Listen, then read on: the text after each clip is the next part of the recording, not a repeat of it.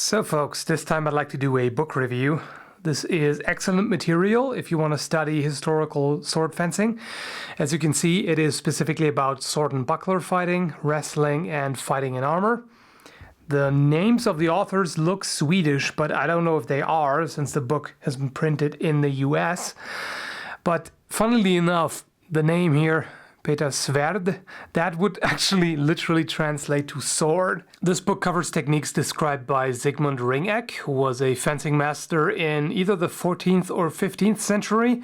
He died before 1470, but it's not known exactly when he lived. He might have been a student or associate of the fencing master Johannes Lichtenauer, on whose work he commented. The nice thing about this book is that it is really good with its illustrations.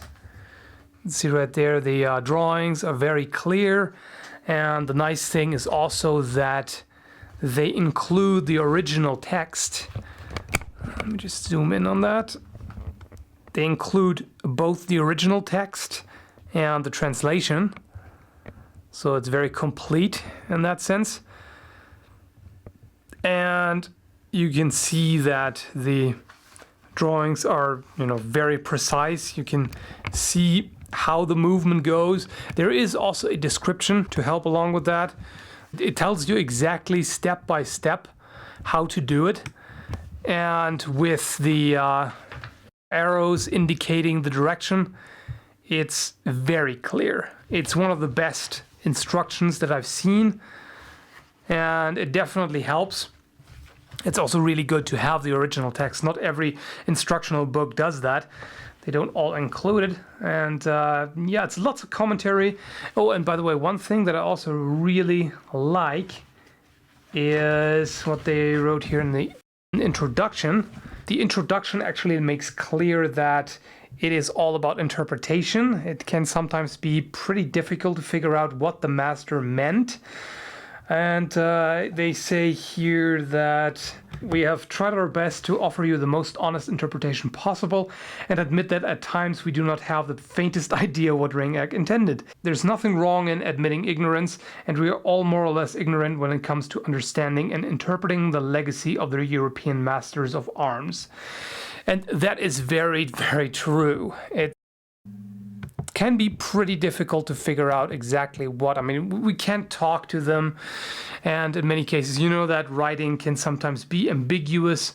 So this is definitely a very good presentation, because you can follow their thought process. You can figure out exactly what they mean and what they thought about it. This technique here, for instance, where you're grabbing your opponent's buckler and wrenching it from the hand, they do actually include a detailed view of how to hold the hand.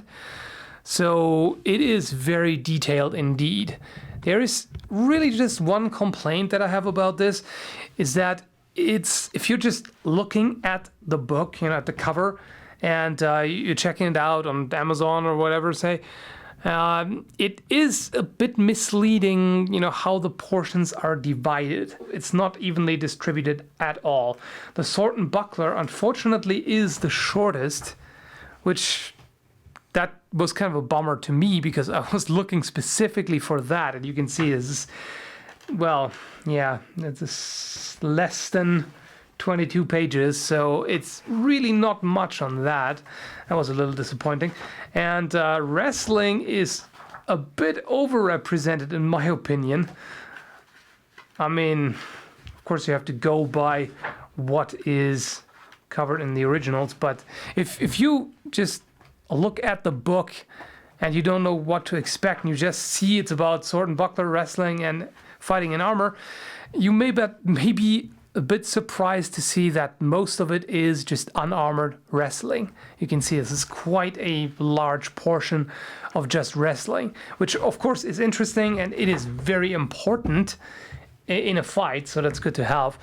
But it's a bit more than I would have liked. On the spear, you have a little bit here. This is very short. Yeah, I think this is actually shorter than the sword and buckler. But it's still useful because spear is not usually covered all that much. And it's definitely good to see that. Then we have, more wrestling. This time it's wrestling in armor, unarmed in armor. Then we have, this is very interesting, sword against spear. You don't see that very often. This is one of the few instances where I've seen that covered, and it is definitely useful because with a sword against a spear, you're facing pretty unfortunate odds, to put it like that. It's not easy to deal with that, but there are some pretty good techniques here. Some I'm not so sure that I agree with, but in general, it's definitely pretty good presentation. And here, this is very useful. The openings in the armor. I have mentioned that before, and I should probably make a video about that, just that topic in particular, because there are so many misconceptions about armor and fighting in armor. The thing is that if you're facing a steel plate like this, you can forget about trying to cut at it. Do not swing at the armor. It's futile. It's not gonna work. It is hardened steel, just like the sword. You cannot cut through it. It's one of those ridiculous misconceptions. It's completely impossible. And here you see, this is what you would be aiming for. You have to thrust into the uncovered parts. Yeah, including the nasty parts. That would be pretty painful. But you basically have to go. Armor cannot cover you 100%. It has to offer a certain amount of mobility, of course. So those parts are usually open. Although I have actually seen armor where you have overlapping segments on the inside of the arm. So some armor is pretty, surprisingly complete in that. But here is fighting in armor with the longsword. And you see they are generally using half swording. Because, like I said, swinging against it, you can forget about it. The purpose of half swording is to have more control over the point. So you can, thrust the point very precisely into the gaps. And it's also good for, additional leverage and, to have a bit more power also in wrestling. And this is one interesting example where, in some situations where your opponent has grabbed hold of your sword, it may sometimes be good to just let go of everything, because if the guy just stands there holding both swords at close quarters, at grappling range, he won't be able to use them effectively anyway. So you might as well just, rush in and take him down with wrestling techniques. But as you can see, this is very, very detailed. Things like that, thrusting into the inside of the gauntlet where you're not armored, where it's just leather. It's a really good book. I definitely like it.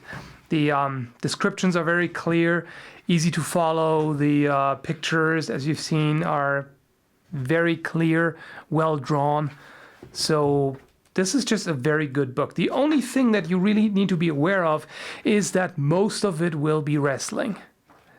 So that is something that's good to know. There's not too much about actual sword fighting, which may seem a little odd. But if you keep that in mind, the way they've set it up is really professional, and it's just a very helpful instruction. The publisher is Paladin Press. They cover a lot of martial arts, and have plenty of good books. So I would definitely recommend picking this up if you're interested in this. There is not too many books that cover the things that are included here, like specifically wrestling in armor and sword versus spear and these things. So definitely good to add to your collection. I'll add links in the video description down there to where you can find it. So hopefully this review was helpful, and thanks for watching.